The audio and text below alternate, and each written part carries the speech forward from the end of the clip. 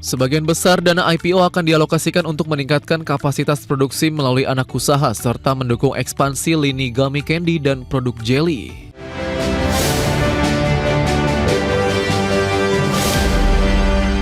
Pemirsa, PT Niramas Utama Tbk atau Jelly menargetkan pertumbuhan pendapatan sekitar 26% pada 2026 setelah mengantongi dana segar dari penawaran umum perdana saham atau IPO.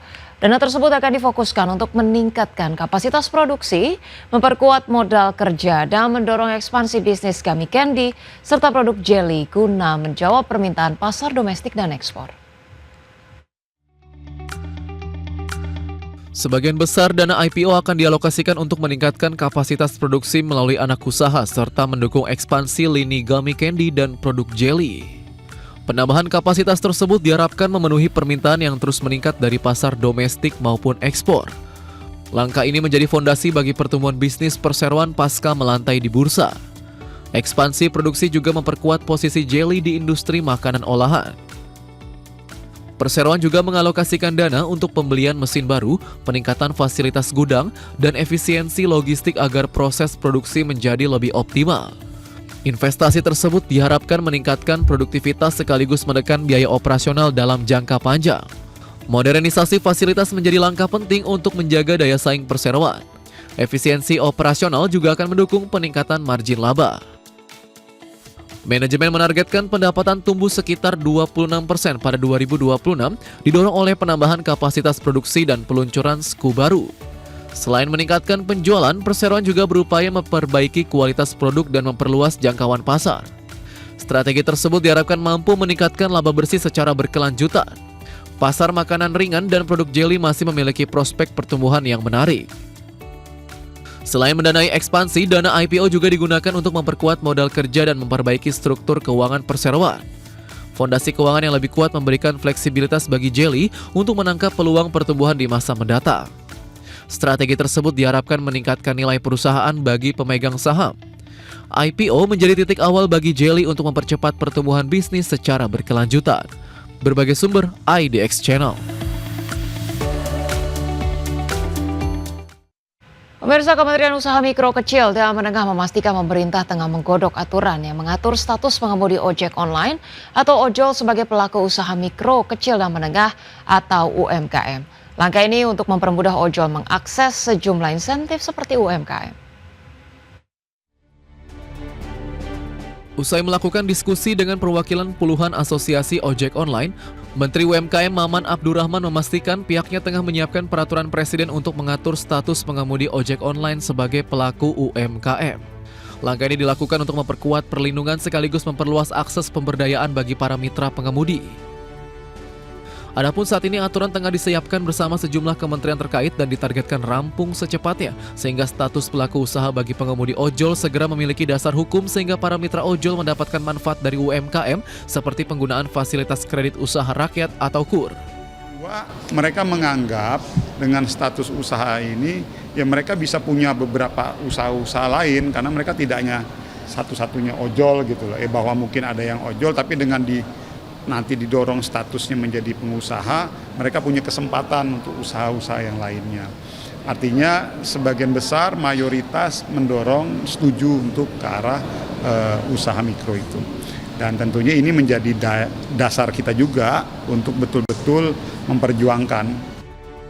Maman menambahkan nantinya mekanisme pendataan pengemudi sebagai pelaku usaha akan dirancang sesederhana mungkin agar tidak mengganggu aktivitas sehari-hari.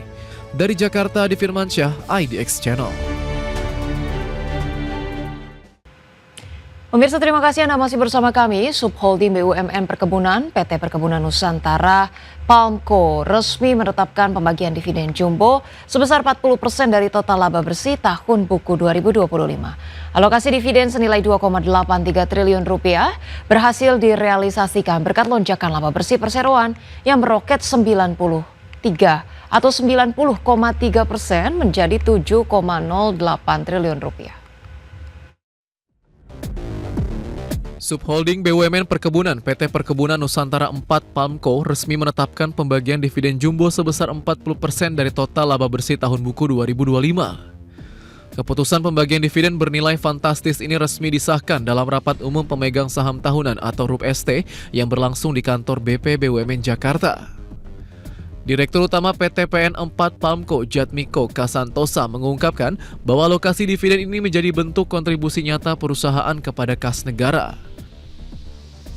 Total dividen tahun buku 2025 ini mencatatkan pertumbuhan signifikan sebesar 88,7% jika dibandingkan dengan setoran tahun sebelumnya.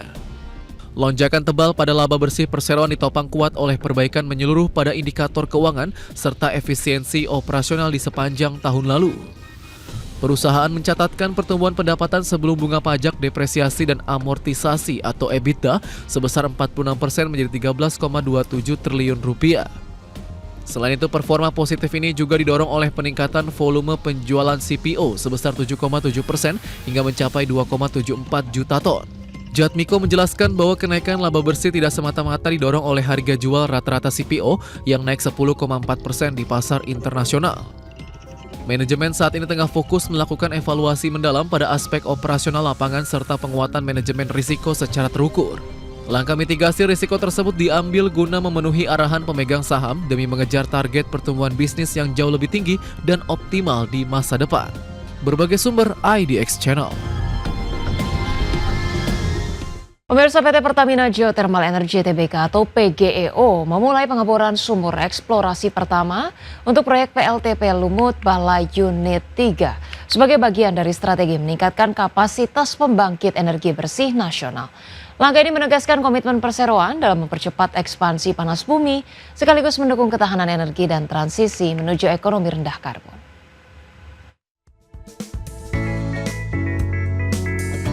PGEO melakukan tajak sumur pertama di lokasi LMB 193 dengan target kedalaman sekitar 2.500 meter sebagai tahap awal pengembangan PLTP Lumut Balai Unit 3. Pengeboran ini menjadi langkah penting untuk memastikan ketersediaan sumber daya panas bumi sebelum memasuki tahap pengembangan pembangkit. Proyek tersebut ditargetkan menambah pasokan listrik bersih bagi sistem kelistrikan nasional. Perseroan menjalankan seluruh proses sesuai standar HSSE yang ketat.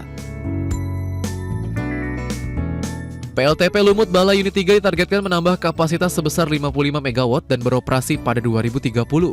Penambahan kapasitas ini akan memperkuat pasokan energi bersih sekaligus mendukung target bauran energi terbarukan nasional. Ekspansi pembangkit menjadi motor pertumbuhan pendapatan jangka panjang bagi PGEO. Proyek ini juga meningkatkan nilai aset dan portofolio perseroan. Selain Lumut Balai Unit 3, PGEO juga mengembangkan sejumlah proyek panas bumi lain termasuk Lumut Balai Unit 4, Hulu Lais, dan Lahendong. Beragam proyek tersebut menjadi bagian dari roadmap perseroan untuk meningkatkan kapasitas panas bumi hingga 3 gigawatt. Diversifikasi proyek memperkuat prospek pertumbuhan bisnis dalam jangka panjang. Investasi berkelanjutan menjadi kunci mempertahankan posisi PGEO di industri panas bumi. Meningkatnya kebutuhan energi rendah karbon memberikan peluang besar bagi PGEO untuk meningkatkan penjualan listrik dan mengembangkan portofolio bisnis. Panas bumi menjadi salah satu sumber energi terbarukan yang mampu menyediakan pasokan listrik secara stabil sepanjang waktu. Pertumbuhan permintaan energi hijau diperkirakan akan meningkatkan nilai bisnis perseroan. Strategi ekspansi tersebut memperkuat posisi PGEO sebagai salah satu pemimpin industri panas bumi dunia. Berbagai sumber IDX Channel.